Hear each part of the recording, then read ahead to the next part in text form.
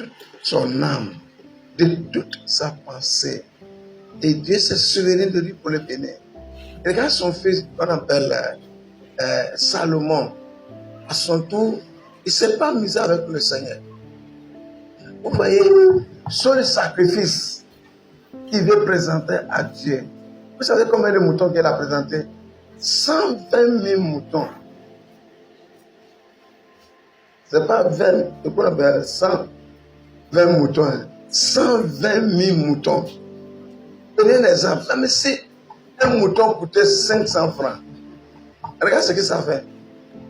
Mais cela va motiver le Seigneur de venir à sa rencontre pendant la nuit pour lui demander qu'est-ce que tu veux que je fasse pour toi. Donne-moi la sagesse. Il n'a pas couru derrière l'argent. Il n'a pas marchandé avec Dieu. Il a cherché toute la volonté de Dieu. Écoutez mes bien-aimés, Dieu connaît le désir de ton cœur. Il sait ce qu'il peut faire pour toi. Toi, tu ne vas jamais. Tu sais. Salomon n'a pas demandé l'argent. Hein? Et Dieu dit, je te donne de l'argent. Sur cette terre, le siècle à venir, personne ne sera plus riche que Salomon. Parce qu'il a cherché Dieu. Celui qui cherche, il trouve. Si vous voulez que vos commerces, vos activités, vos projets prospèrent, servez le Seigneur de tout votre cœur. Avec nous. Vous savez ce que le diable nous dit? Le diable dit de servir Dieu, pas avec notre poche. Avec nous. Donc on sert Dieu pour donner un franc à Dieu, ça nous fait très, très, très mal. Dieu dit d'accord. Comme tu me donnes, ça te fait mal. Moi, si ça me fait mal aussi de te donner, qui est perdant? C'est nous qui sommes des perdants. Parce que lui, il est riche. Tu lui donnes l'eau, il est riche. Tu lui donnes pas, il est riche.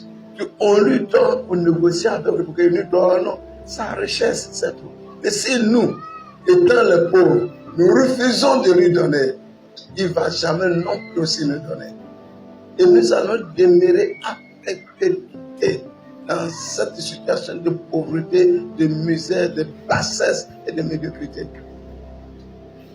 Aujourd'hui, beaucoup de chrétiens pensent que Dieu ne bénit pas. Beaucoup de pasteurs pensent que Dieu ne bénit pas. On ne sait pas Dieu bien. Il y a deux manières de servir Dieu. Deux manières de servir Dieu, obtenir sa grâce et sa faveur. Premier, c'est dans le moment de jeûne et la prière. C'est dans le moment de veille et la prière. C'est le moment de consécration. C'est très important. C'est-à-dire le jeûne et la prière, le veille et la prière, la méditation de la parole de Dieu te donne la possibilité d'avoir l'autorité de Dieu sur toi. Donc, les démons ne sont rien devant toi. Tous les commandes s'en vont. Tout comment le péché s'en va. Tout ce que tu auras commandé s'en va. Et si tu ne donnes rien à Dieu, tu ne reçois rien. Car celui qui ne donne pas, il ne reçoit pas. Parce que le principe des Ézéchiel. Ne donne pas, ne reçoit pas. Vous savez, il y a un frère dans une assemblée. Son totem, c'est de donner. Comme on peut le dire. Son totem là.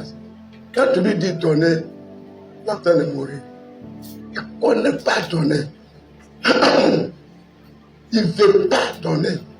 Donc, le mot donner lui crée beaucoup de problèmes. Il faut dire. Le mot donner, ça lui crée des problèmes.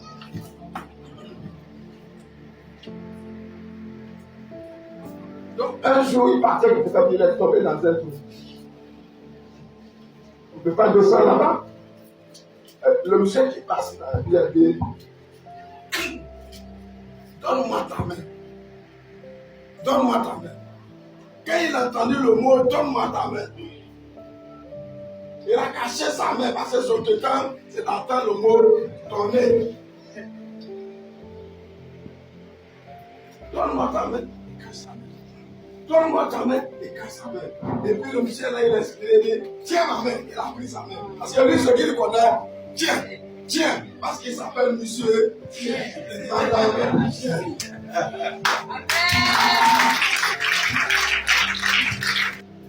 Donc, je ne vais pas te vous donner dans ce domaine. Quand tu dors, tu dors. Il m'a envoyé dans un petit village. Dans un petit village. Je suis sorti de ce petit village avec un peu de vie. C'est pas l'église que je disais pour les personnes. Jamais. Dieu me donne dans cette chose. Vous savez ce que je faisais?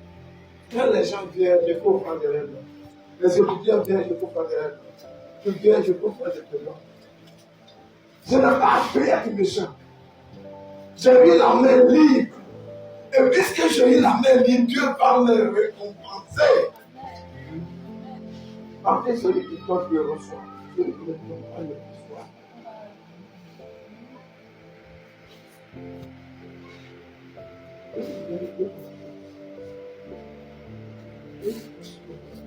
Qui connaît Philippe?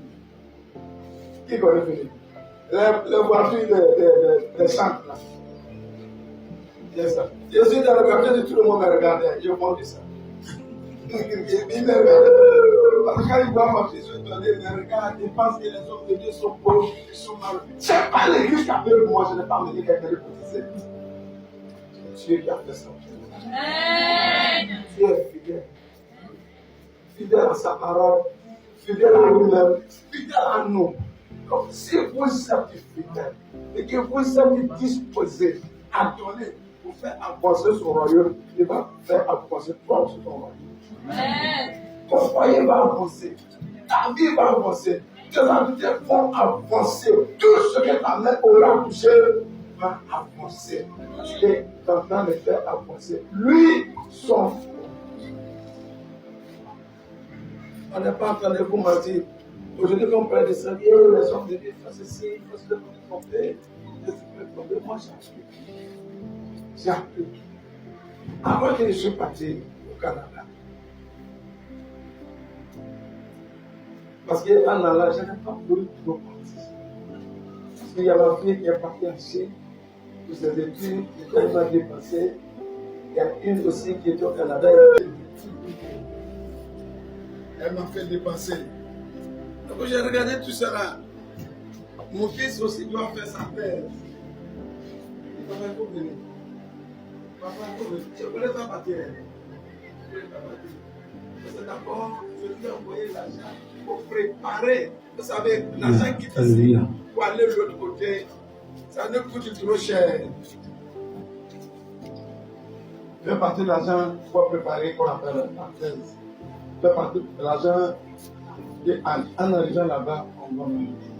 Donc je suis arrivé là-bas, je n'avais pratiquement rien dans ma poche. Et puis j'ai dit à papa, je dis, papa, donne-moi l'argent. Pour le voir là-bas, l'église est là-bas, quand je parle là, tu passes par eux parce que moi je me donnais. Ici, je n'ai pas l'église, je donne l'argent. Le Seigneur m'a donné 1800 $.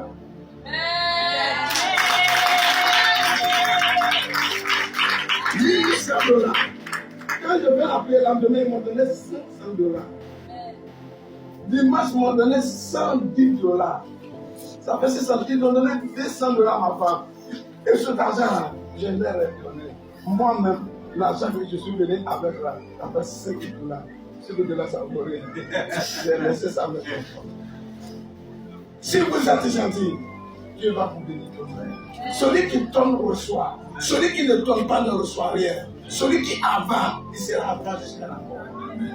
Dieu est béni. Parce que Dieu, c'est un grand donateur. Donc, celui qui est en train de donner, est en train d'apporter le pain du Dieu. Donc, je donner le Fils de Dieu. Mais il y a des gens qui sont en bas. Surtout nous, les hommes là. Nous, on en va. Hein. Les femmes là-bas, là, ça va un peu. Mais la femme aussi qui vient être là-bas, et pour ça ne va trouver les hommes là. Sinon, communément, les femmes sont beaucoup gentilles. C'est les femmes qui assistent au ministère de Jésus. Hein. Ce ne sont pas les hommes. Regarde, dans cette histoire, Élisée, les ministres étaient assistés par les femmes. Parce qu'il y avait beaucoup de hommes. Le ministère de Jésus a été assisté par les femmes. Il n'y a pas un nom de garçon dedans. Mais moi, je ne serai pas parmi les hommes qui sont en bas. Non, moi, je ne vais jamais être en bas. Ah, je connais trop Dieu. Il faut faire mes santité à Dieu. Ah, C'est pas qui est dans la main de tout le monde. Pour donner ça à celui qui est mort pour moi, ça me fait mal.